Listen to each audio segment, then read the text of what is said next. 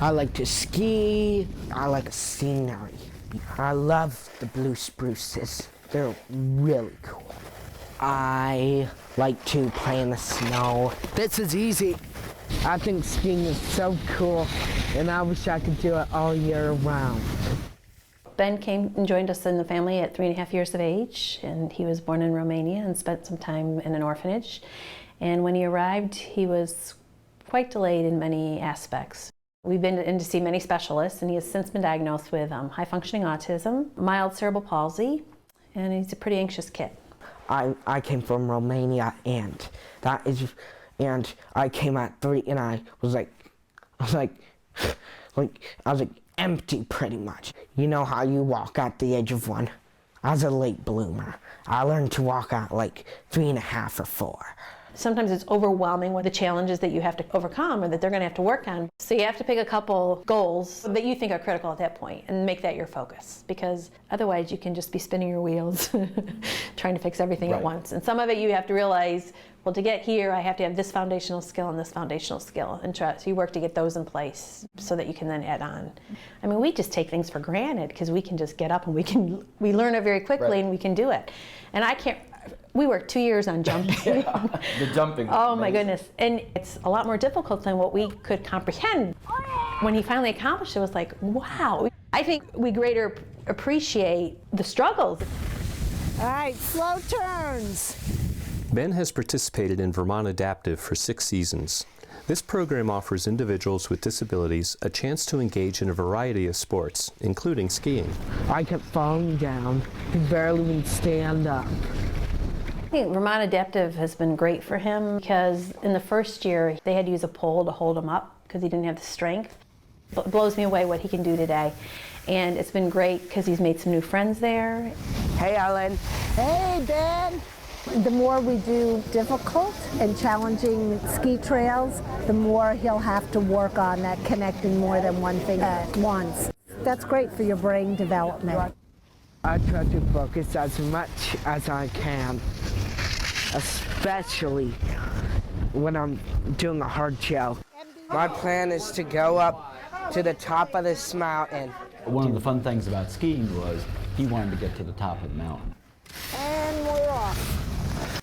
It was the first time where he had the self-initiation to really try to get there. Like to do challenges. It makes me feel great. One challenge Ben faced was learning English, which was his 3rd language. I probably wouldn't be able to talk right now if I didn't come here. I used to grunt. My mom didn't know what that means. The Townleys put labels on objects throughout their house and tutored Ben summers to catch up academically. It took a long time to get him to read, but once he got there, then it was, wow, I can read. His whole world opened up to him too. His vocabulary as well as the facts he can spit back out at us. I learned to read about the end of second. Then I was like missile or a rocket. I went whoosh, way over my level. And I'm an avid reader.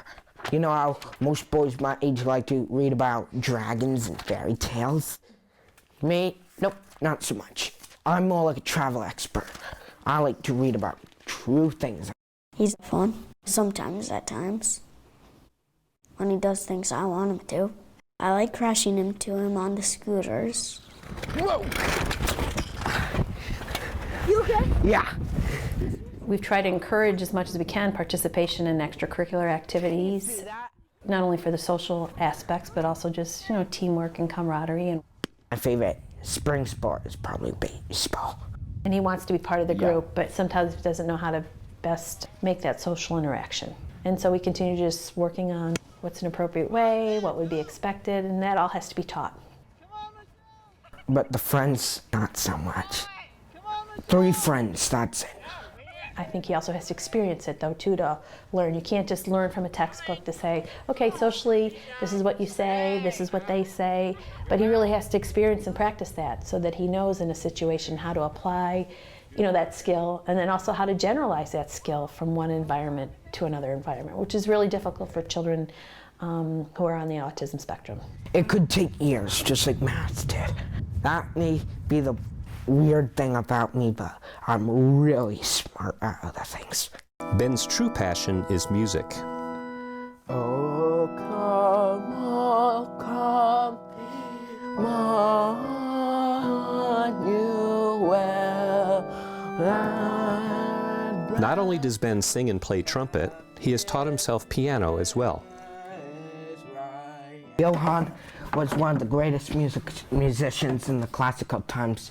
He used to play the organ. I'm using an electric piano which has an organ sound.